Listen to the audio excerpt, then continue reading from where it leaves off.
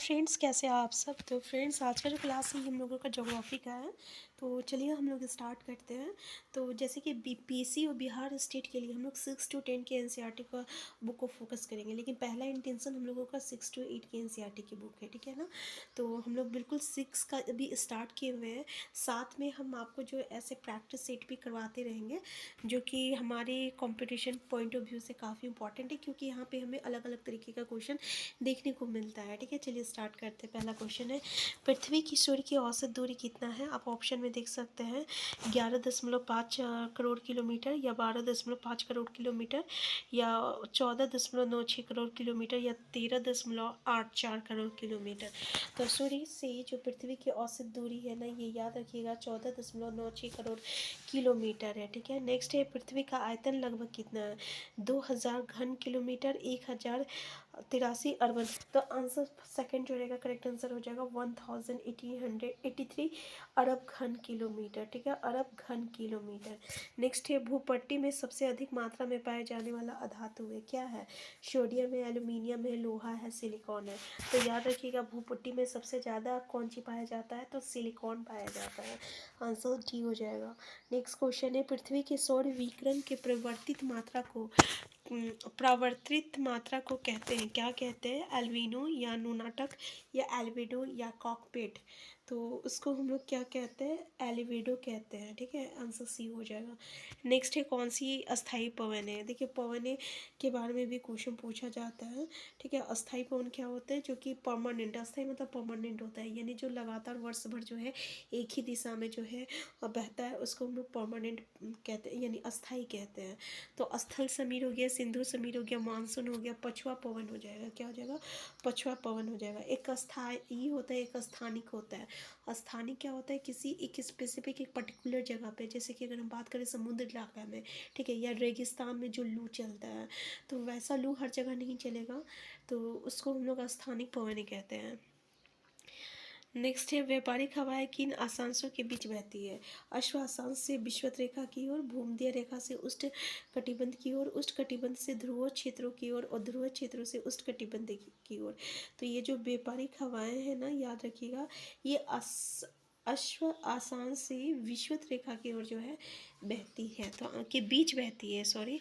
तो पहला जो रहेगा करेक्ट आंसर हो जाएगा। नेक्स्ट है, अत्यधिक वर्षा प्रदान करने वाला मेघ कौन सा है। सबसे ज़्यादा वर्षा किस मेघ से होती है, कपासी मेघ, वर्षी मेघ, स्तंभी मेघ, या पचाव मेघ। तो देखिए आंसर क्या होगा, याद रखिएगा, वर्षी मेघ हो जाएगा। नेक्स्ट है, आल्प्स पर्वत की उच्च श्रेणियों से उतरकर घाटियों में कौन सी पवनें बहती है। चिनूक, फोहन, बोरा, और शिरोको। तो देखिए, अच्छा क्वेश्चन है, तो इसलिए हम कहते हैं कि प्रैक्टिस सेट करना भी बहुत ज़रूरी है। यहाँ प्रैक्टिस सेट में जो है हमें अलग अलग क्वेश्चन देखने को मिलता है। तो आल्प्स पर्वत की ऊंची श्रेणियों से उतरकर घाटियों में कौन सी पवनें बहती है, करेक्ट आंसर क्या हो जाएगा, तो आंसर बी हो जाएगा, फोहन कहते हैं उसको। नेक्स्ट है, भारत के उत्तरी राज्यों में शीत ऋतु में वर्षा किस प्रकार होती है। सवहनीय होती है, चक्रवाती होती है, मानसूनी होती है, पर्वतीय होती है। तो कैसी होती है, चक्रवाती होती है। ठीक है, याद रखिएगा। नेक्स्ट है, मानसून शब्द का क्या अर्थ है। पवनों को दिशा का बदलना, पवनों का बहुत धीमी गति से बहना, पवनों का सदैव एक ही ओर बहना, पवनों का बहुत धीमी गति से बहना। तो देखिए, जब पवन अपनी दिशा बदलता है ना, तो इसको हम लोग मानसून कहते हैं। क्या कहते हैं, मानसून कहते हैं। तो अस्थाई पवन में क्या देखे थे, वो कभी भी अपनी दिशा नहीं बदलता, वो एक ही दिशा में बहता है। लेकिन मानसून में क्या होता है कि ये जो पवन होती है, ये अपना दिशा को जो रहता है बदलते रहता है। ठीक है, नेक्स्ट, उस तूफान को क्या कहा जाता है जिसमें पवनें नीचे से ऊपर की ओर चलती है। तो नीचे से ऊपर की ओर चलती है, तो उसको क्या कहेंगे, प्रति चक्रवात करेंगे, या तरित चक्रवात कहेंगे, या वात्राक कहेंगे, या टाइफून कहेंगे। क्या कहेंगे उसको, तो याद रखिएगा, उसको हम लोग जो है कहेंगे आपका तरित चक्रवात कहते हैं। आंसर बी हो जाएगा। नेक्स्ट है, संसार का सबसे बड़ा महासागर कौन सा है। तो आई थिंक इसका आंसर आप सबको पता होगा। प्रशांत महासागर, अटलांटिक महासागर, आर्कटिक महासागर, हिंद महासागर। आंसर क्या होगा, आंसर प्रशांत महासागर हो जाएगा, आंसर ये होगा। नेक्स्ट है, उस सागर का नाम बताइए जिसकी सीमाएं 3 महाद्वीपों को स्पर्श करती है। अरब सागर, कैरेबियन सागर, भूमध्य सागर, लाल सागर। बताइए कौन सी सागर है जो कि 3 महाद्वीप को स्पर्श करती है। पता है वो कौन सा सागर है? भूमध्य सागर है, आंसर सी हो जाएगा। नेक्स्ट है, कौन सा तत्व सामुद्रिक तापमान के वितरण को सबसे अधिक प्रभावित करता है? समुद्री धाराएं, प्रचलित पवनें, आशांश, स्थल तथा जल का वितरण। क्या हो जाएगा हमारा आंसर? तो हमारा आंसर हो जाएगा आशांश हो जाएगा। आपको पता है ना आशांश विषुवत क्या होता है, कर्क रेखा, मकर रेखा क्या होता है? थोड़ा सा हम इसको डिस्कस कर देते हैं, ठीक है ना, कहीं आपको हो सके याद रहेगा, एक बार देख लीजिएगा। तो देखिए ये जो ग्लोब है ये उत्तर ध्रुव हो गया, ये दक्षिण ध्रुव हो गया जो कि 90 आपका डिग्री पे रहेगा, ठीक, सॉरी 0 डिग्री पे रहेगा। ये विषुवत रहता है, बीच वाला जो रहता है ये विषुवत होता है। जैसे एक सर्कल में एक डायमीटर होता है ना, 2 इक्वल हाफ में डिवाइड करता है, ऐसे विषुवत जो रहता है ग्लोब को 2 इक्वल पार्ट में विभाजित करता है। ऊपर वाला जो रहता है उत्तरी गोलार्ध रहेगा, नीचे वाला दक्षिणी गोलार्ध रहेगा। ऊपर जो रहेगा ना इस ये जो रेखा होती है जो कि 66 और हाफ डिग्री पे रहता है, इसको कर्क रेखा कहते हैं। और ये जो रेखा रहता है 66 और हाफ डिग्री दक्षिण रहेगा और ये उत्तर रहेगा। तो ये कर्क रेखा है और ये जो है ये आपका मकर रेखा है। दोनों में अंतर क्या है कि ये आपका दक्षिण है, वो आपका उत्तर है, ठीक है।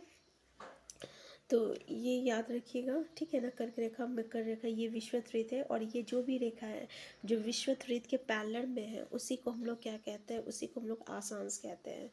क्लियर है ना। देशांतर क्या होता है? तो देशांतर ये जो लाइनें होती है जो ये पैरेलल होती है जो कि ये उत्तर और पश्चिम को जोड़ रहा है, इसको हम लोग क्या कहते हैं? इसको हम लोग देशांतर कहते हैं, ठीक है। क्लियर है। नेक्स्ट है, देखिए कौन सा तत्व।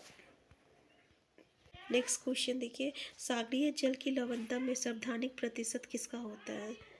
नेक्स्ट क्वेश्चन है, सागरीय जल की लवणता में सार्वधानिक प्रतिशत के। तो भाई आपको पता है ना कि लवणता किसके कारण होती है? बहुत ही कॉमन क्वेश्चन है, सोडियम क्लोराइड के कारण होती है, NaCl जिसको हम लोग कहते हैं, सोडियम क्लोराइड। नेक्स्ट है, महासागरीय जल में प्राय कितने प्रकार की गतियाँ होती है? 4 होता है, 2 होता है, 3 होता है, 5 होता है। कितने प्रकार की गति होती है? 3 प्रकार की गति होती है, ठीक है ना, 3 प्रकार की गति होती है। ये सारी चीज़ जो है हम लोग 6 to 8 का जब बुक को डिस्कस कर रहे हैं तो वहाँ पे हम लोग डिस्कस करेंगे, ठीक है। क्योंकि महासागरीय जो है ये एक हमारा सिलेबस में टॉपिक है। इस टॉपिक को जब हम लेके आएंगे तब यहाँ पे ये सब डिस्कस करेंगे, क्योंकि यहाँ पे बस टाइम वेस्ट नहीं करना, बस MCQ क्वेश्चन हम लेके आए आपके पास। नेक्स्ट है, वायुमंडल का सार्वधानिक भाग किस मंडल में स्थित है? क्षोभ मंडल या परिवर्तन मंडल में, समताप मंडल में, आयन मंडल में, ओजोन मंडल में। बताइए हमारा आंसर क्या हो जाएगा? हमारा आंसर हो जाएगा आपका वायुमंडल का सार्वधानिक भाग जो है ये किस मंडल में स्थित है?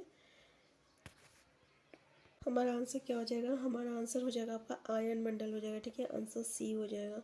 नेक्स्ट है, सूर्य की विकृत अत्यंत गर्म पैरामैग्नी जिसको हम लोग क्या कहते हैं? इंफ्रारे कहते हैं ना, को वायुमंडल के किस भाग द्वारा ग्रहण कर लिया जाता है? परिवर्तन मंडल, समताप मंडल, आयन मंडल, ओजोन मंडल।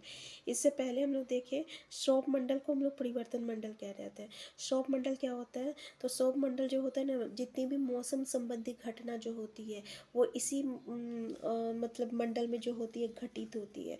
जो सबसे फर्स्ट वाला लेयर होता है उसको हम लोग क्षोभ मंडल कहते हैं, ठीक है। तो ये तो ऑब्वियसली तो अब्जॉर्ब करेगा नहीं पैरामैग्नेटिक किरण को। समताप मंडल इससे ऊपर वाला मंडल को कहते हैं। समताप मंडल में ही आपका आयन मंडल जो रहता है इंक्लूड, ओजोन मंडल जो रहता है इंक्लूड हो जाता है। ऑब्वियसली ये थोड़ा ऊपर रहता है समताप मंडल से, ठीक है, लेकिन ये ओजोन मंडल जो रहता है समताप ही मंडल में आ जा इंक्लूड होता है। तो हमारा आंसर अगर समताप मंडल दिया है तो हम समताप मंडल ही करेंगे, ठीक है। क्योंकि और ऐसे अगर ओजोन मंडल दिया हुआ रहेगा तो ओजोन मंडल करेंगे, क्योंकि ओजोन मंडल जो है समताप मंडल में ही इंक्लूड होता है। यहाँ पे ऑप्शन दोनों दिया हुआ है, तो आप आंसर बी भी कर सकते हैं, आंसर डी भी कर सकते हैं। जब ओजोन मंडल है तो आंसर डी आप कर सकते हैं, ठीक है। तो ओजोन मंडल कोई सेपरेट मंडल नहीं होता है, ये समताप मंडल में ही इंक्लूड होती है, ठीक है। जो समताप मंडल से थोड़ा सा ऊपर का जो लेयर होता है उसको हम लोग ओजोन मंडल कहते हैं। और ओजोन मंडल क्या करेगा आपका ये जो आपका अल्ट्रावायलेट रे होता है उसको ट्रैप कर लेता है, ठीक है। तो अगर कहीं समताप मंडल देखने को मिल जाए, ओजोन मंडल नहीं रहेगा, तब आप समताप मंडल में आंसर टिक कर सकते हैं। नेक्स्ट है, कौन सा मंडल रेडियो तरंगों को परिवर्तित करता है? ओजोन मंडल, समताप मंडल, परिवर्तन मंडल, ब्रह्मंडल। तो आंसर डी हो जाएगा, ब्रह्मंडल इसको हम लोग कहते हैं। ठीक है, नेक्स्ट है तापमान की स्थिरता वायुमंडल की किस परत में पाई जाती है? समताप मंडल, सौर मंडल, आयन मंडल, ब्रह्मंडल। तो स्थिरता जो होती है ब्रह्मंडल में पाया जाता है। तापमान की स्थिरता वायुमंडल के ब्रह्मंडल में पाया जाता है। एनसीईआरटी का जो बुक में दिया हुआ है, ठीक है, तो वहाँ पे हम लोगों को बहुत सारे क्वेश्चन अराइज होता है, अच्छा दिया हुआ है, लेकिन उससे एक्स्ट्रा भी कभी कभी क्वेश्चन हम लोगों से वायुमंडल से रिलेटेड पूछ लिया जाता है। ठीक है, तो उसके लिए हमें प्रैक्टिस ही करना पड़ेगा। तो आज का क्लास वहीं तक रखते हैं, नेक्स्ट क्लास में जो है हम लोग नेक्स्ट चैप्टर का डिस्कस करेंगे। तो अभी हम लोग नेक्स्ट चैप्टर हिस्ट्री क्लास 6 और चैप्टर 2 डिस्कस कर रहे हैं, साथ में प्रैक्टिस सेट भी कर रहे हैं। ठीक है, तो हम फिर मिलते हैं नेक्स्ट क्लास में। Thank you.